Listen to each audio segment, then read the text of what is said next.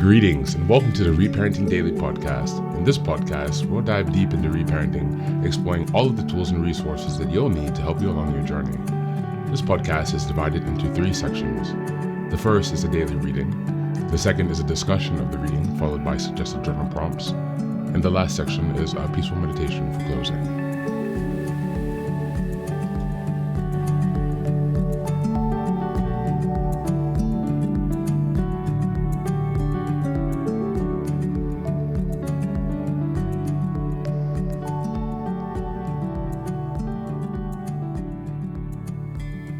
Good morning, good afternoon, and good evening from whenever and wherever you're joining us. I'm so glad you've joined us today on this journey of healing and growth. If it's your first time here, welcome. Please don't forget to like, share, subscribe to this podcast wherever you're following. Your support helps us to reach more people who may benefit from this very important work. And also, if you're enjoying this content, please consider leaving us a 5-star review on Apple or Spotify. It really makes a huge difference in allowing us to spread the word and to build a supportive community. Now, just a quick few updates before we dive in. First, I'd like to invite you to join our new Patreon community. By becoming a member, you'll gain access to many resources, and you'll also gain access to 3 weekly meetings. On Sundays, we have a group meditation. On Tuesdays, we have a book club discussion. And on Thursdays, we have an open topic conversation. You can find out more details about this if you go to the Reparenting Daily website and check out the community tab. In addition to that, we've also created a WhatsApp group to foster daily connection and support where you can reach out and find other fellow travelers along the journey. It's just one of the many ways we're building their network of resources to help you along your reparenting journey. The next announcement I'd like to share is that I just released 2 new books designed to enhance your reparenting experience. The first is a Reparenting Daily journal. This journal aligns with the podcast and is structured by monthly themes with weekly sub-themes to guide your reflections. Starting on January 1st in 2025, the coming year, this journal will follow along with each episode of the podcast, offering an interactive way to deepen your practice of reparenting while staying engaged. You can find this on Amazon, and you can also find it on the website if you go to the bookstore tab. The second book is Fairy Tales for Reparenting, Volume 1. This is a deeply personal project that's close to my heart.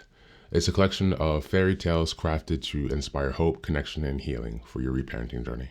These stories are specifically designed to help you reconnect with your inner child and find joy, creativity, and reconnect to those tender emotions through storytelling.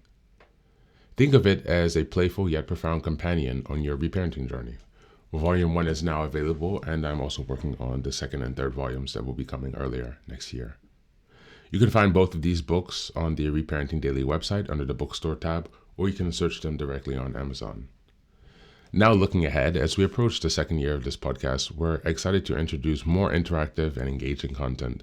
We'll continue to build on things we've achieved so far while taking our community and the reparenting journey to the next level. It's really about continued growth, continued iteration, and continuous improvement. Much like the process of nurturing the bonsai tree, our reparenting journey requires our consistency and care. So thanks for being here and for supporting this project, and also for committing to your healing journey.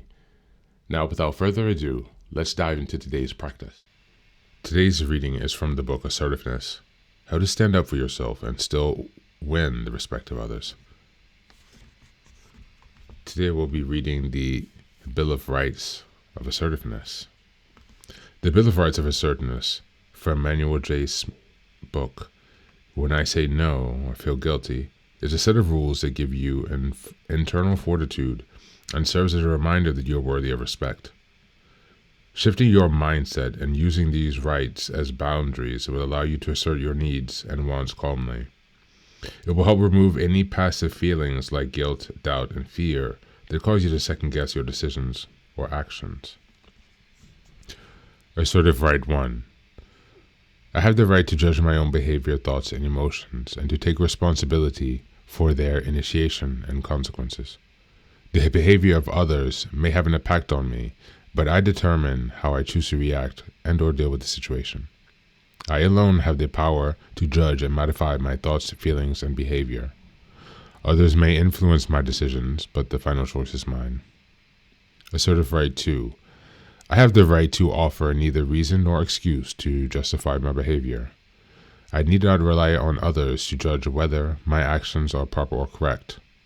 Others may state disagreement or disapproval, but I have the option to disregard their preference or to work out a compromise. I may choose to respect their preference and consequently modify my behavior. What is important is that it is my choice. Others may try to manipulate my behavior and feelings by demanding to know my reasons and by trying to persuade me that I'm wrong. But I know that I am the ultimate judge. Assertiveness right number 3. I have the right to judge whether I am responsible for finding solutions to others' problems. I am ultimately responsible for my own psychological well-being and happiness. I may feel concern or compassion or goodwill for others, but I am neither responsible nor do I have the ability to create mental stability and happiness for others. My actions may have caused others problems indirectly. However, it is still my responsibility to come to terms with the problems and to learn to cope with on their own. If I fail to recognize this assertiveness right, others may choose to manipulate my thoughts and feelings by placing blame for their problems on me. Assertiveness right number 4. I have the right to change my mind. As a human being, nothing in life is necessarily constant or rigid. My interests and needs may well change with the passage of time. The possibility of changing my mind is normal, healthy, and conducive to self-growth. Others may try to manipulate my choice by asking that I admit error, or by stating that I am irresponsible. It is nevertheless unnecessary for me to justify my decision. Assertiveness right number 5. I have the right to say I don't know. Assertiveness right number 6. I have the right to make mistakes and be responsible for them. To make a mistake is part of the human condition. Others may try to manipulate me, having me believe that my errors are unforgivable, that I must make amends for my wrongdoing by engaging in proper behavior. If I allow this, my future behavior will be influenced by my past mistakes, and my decisions will become controlled by the opinions of others. Assertiveness right number 7. I have the right to be independent of the goodwill of others before coping with them. It would be unrealistic for me to expect others to approve all of my actions regardless of their merit. If I were to assume that I require others' goodwill before being able to cope with them effectively, I would leave myself open to manipulation. It is unlikely that I require the goodwill and or cooperation of others in order to survive. A relationship does not require 100% agreement. It is inevitable that others will be hurt or offended by my behavior at times. I am responsible only to myself, and I can deal with periodic disapproval of others. Assertiveness right number 8. I have the right to be illogical in making decisions. I sometimes employ logic as a reasoning process to assist me in making judgments. However, logic cannot predict what will happen in every situation. Logic is not much help in dealing with wants, motivations, and feelings. Logic generally deals with black or white, all or none, and yes or no issues. Logical and reasoning don't always work well when dealing with the gray areas of the human condition. Assertiveness right number 9. I have the right to say, I don't understand. Assertiveness right number 10. I have the right to say, I don't care. As a child, you were probably given things on the basis of behavior. Good manners may have granted an extra smile or perhaps a favorite treat from the adults. If, however, you were taught that good manners meant never saying no or questioning others, you may have carried that mindset into your adult life. By emphasizing these Bill of Rights in your mind, you will begin to understand yourself and the mental walls you created over these years more completely. Thank you, and that's the reading for today.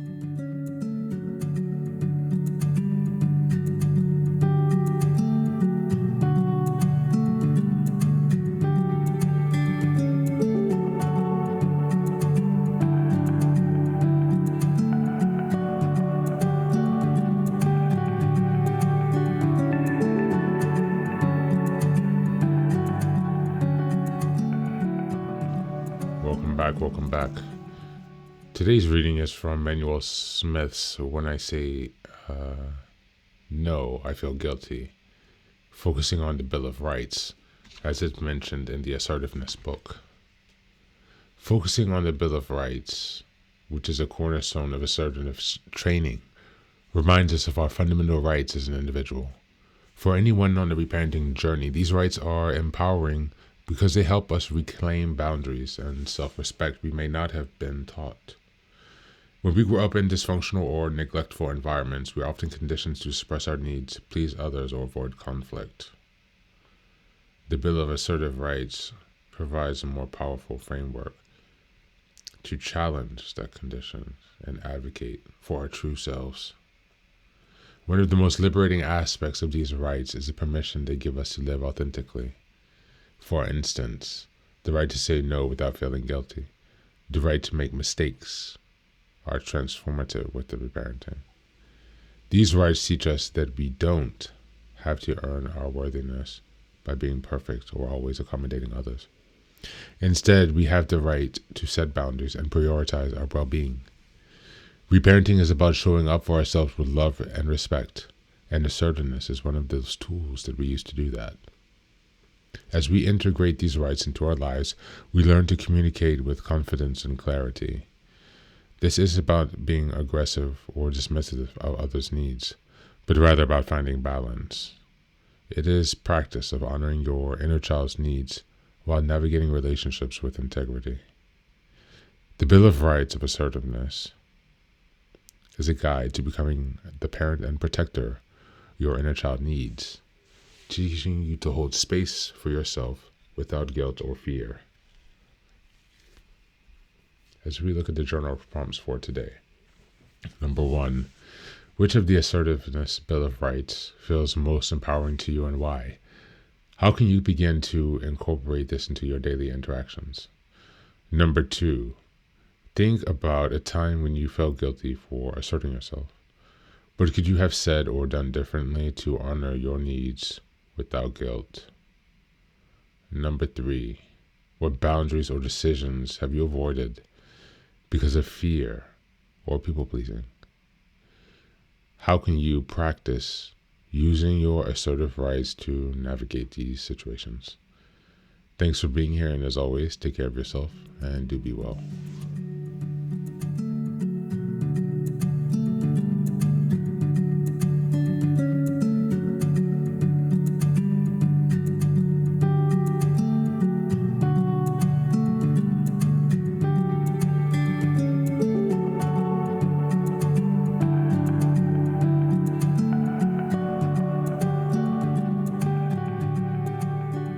And now, let us move on to the final section, the daily meditation. This is an unguided meditation, and I will simply provide some music where you can take some time to relax. Please feel free to choose a location and a place where you feel safe and where you can be undisturbed for the next 10 minutes. You can choose to be sitting, standing, laying down, as you like, whatever makes you comfortable. Thanks for being here, and enjoy the meditation.